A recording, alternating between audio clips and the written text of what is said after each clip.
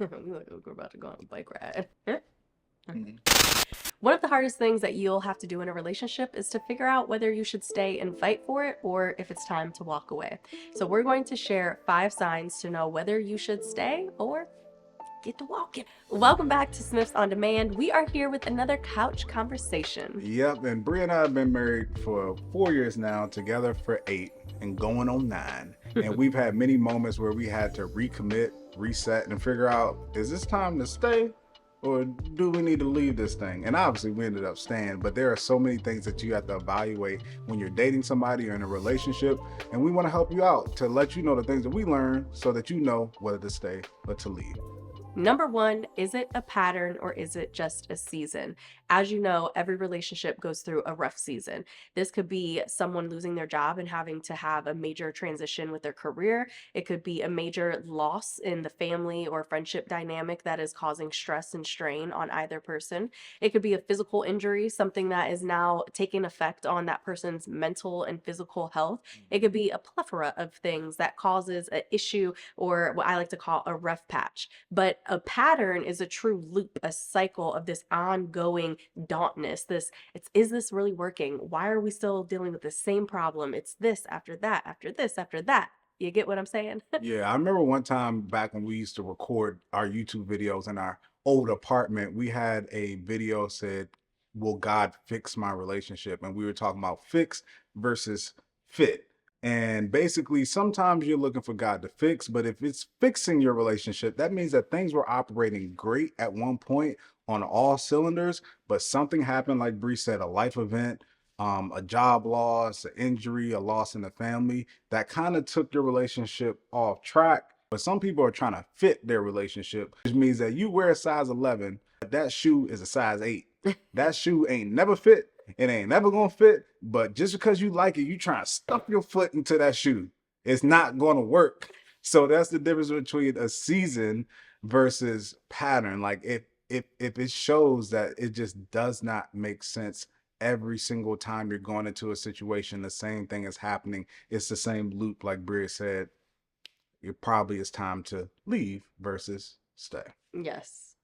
Number two is that you're losing yourself. And we have talked about this in a previous video that you should never feel like you have to dim your light because your light is the essence of who you are. Brie and I talked about this in our relationship that she's bubbly, she's outgoing, she's fun, she's very extroverted. And if I were to ever try to dim that light because I'm not that person, that would be taking down the essence of who she is. So you should never be in a relationship or a position where you feel like you can't be yourself. Like you should never be in that situation. So if you're in that situation, probably a situation you want to leave if you gotta lose yourself, you know? Yeah, if you're in a healthy relationship, you should feel more like yourself. I remember very early on in our relationship, we talked about whether or how we would like to handle like going out. I wholeheartedly believe in like you having your time and me having my time. And people would think it's weird. They're like, oh, you're out. Like, where's your wife? And it's like, it's guys' night. And that is something that creates a healthy balance, a healthy relationship. You are in a relationship, you're not dead. You still have friends, you still deserve to go out and have a good time. So that is a really good example. And if you haven't checked out our video, 7 Signs to Know You're Dating a Toxic Person, make sure to do that over there or over here, one of these ways.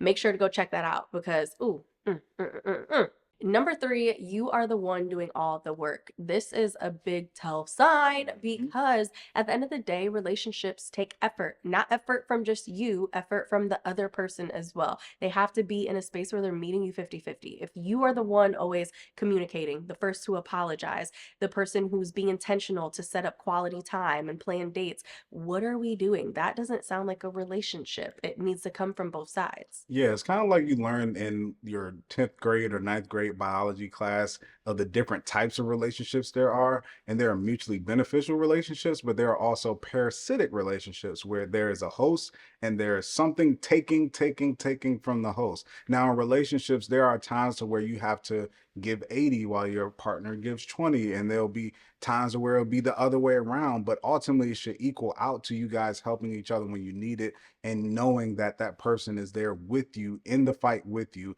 as a team to achieve whatever goals you have to achieve. Like Bree said, if you're the only one that's planning everything, doing everything, communicating everything and that person is not doing anything, not only is that the wrong thing for your relationship because you guys should be doing things together, but also as you continue in doing those things, you're setting the foundation for how your relationship should operate. So as you do that more, they're going to keep expecting this is how we operate in our relationship. So if you think they're going to change, if I was getting something for free and never had to pay for it, why would I start paying for it if I used to always get it for free?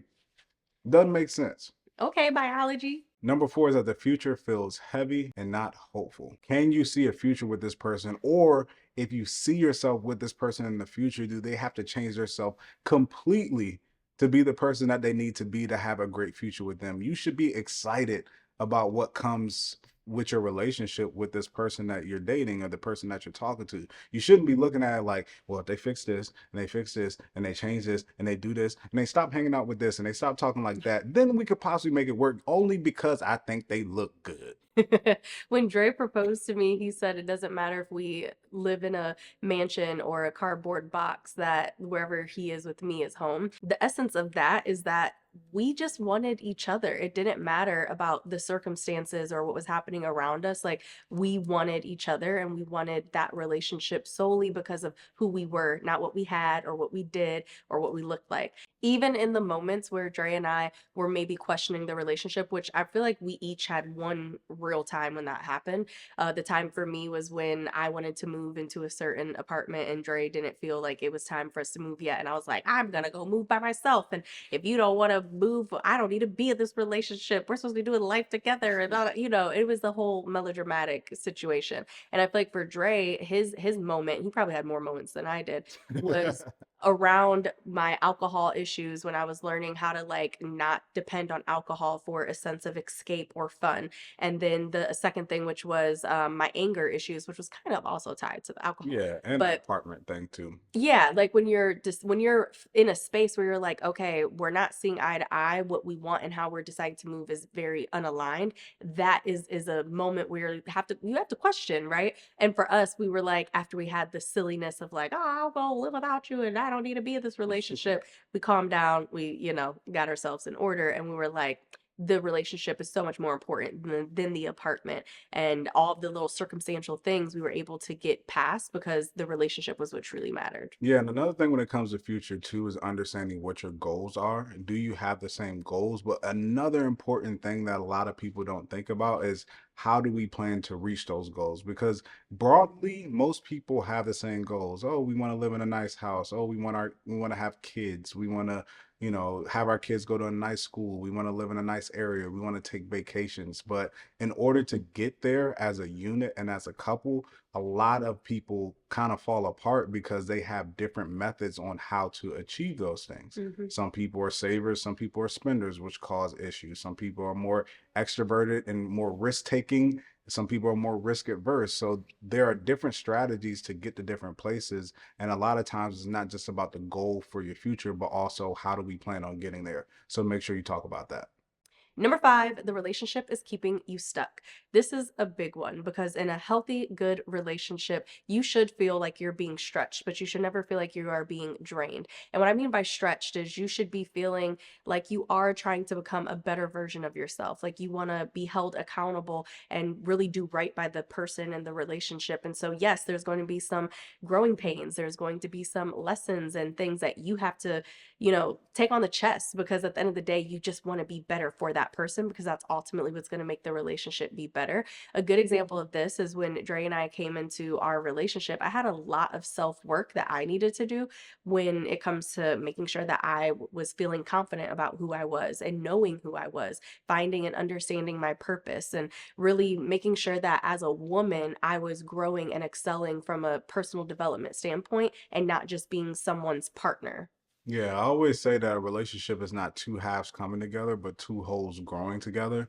And that's one of the main reasons to get in a relationship or to be in partnership with somebody, aside from having kids and procreating, is that you want to grow as an individual. Like we should be stronger together. Two should be stronger than one. If somehow two are coming together, but we're both weaker and smaller as individuals, then this probably isn't the right relationship for either of us. Because sometimes you have to think it's not just about you. If you can't give your all in this relationship, they're not receiving all the benefits of that relationship either. So it's a detriment to them. So you have to understand is that when you two come together, you guys should be stronger. You guys should be both growing in ways that you wouldn't be able to do on your own. Mm-hmm. We have a bonus one for you, which should be obvious. If you have to guess if you are even in a relationship with the person, then you probably ain't in a relationship with the person, and you should leave. We ain't gonna even call it a relationship. You should leave the situationship, because sometimes we talk to people and they're like, yeah, I don't really know where we are or like what we're really doing. They're showing actions one way and they say certain things, but when I was around their friends, they just said, this is my friend Jasmine, and then it'd say I was their girlfriend, but I met his mom, but we don't have a title, and every time I bring it up he gets defensive or she gets defensive. Like if you don't even know quite sure, like you're undecided or you don't really understand if you're in a relationship or not, time to leave. There are a lot of issues that you can come across in an actual committed relationship that will still lead you to the point to say like this doesn't work. But if you're questioning if this is actually a relationship, then yeah, leave now. I always like to say, if you realize someone is not your person, the quicker you move on, the quicker and the closer you are to finding the right person. Clarity is kindness for you, for them, and for everyone else around you. And so don't feel like because you've given it so much of your time that you have to stay, right? A lot of people will stay because they're like, oh, but we've been together for 3 years. Like, and you feel like you owe that person something. You do. You owe it to them to set them free if it is not working, because you both will be better off in the long run. Yep. And I want you guys to remember that walking away from a relationship doesn't mean you didn't try hard enough. And you staying in a relationship doesn't just immediately make you strong, right? Making a good decision and knowing and listening to your internal voice, because we be knowing. Like if we're questioning, like, should I be with this person? We probably shouldn't. I have never, no matter what has happened with me and Dre, have ever questioned whether I should be with him. That was something that I always felt good and confident in. The hurdles, the seasons, the different circumstances were things that we had to work through, but I never questioned whether he was my forever person, my husband, and the person that I wanted to be with. So make sure you're listening to that inner voice. Yeah, for sure.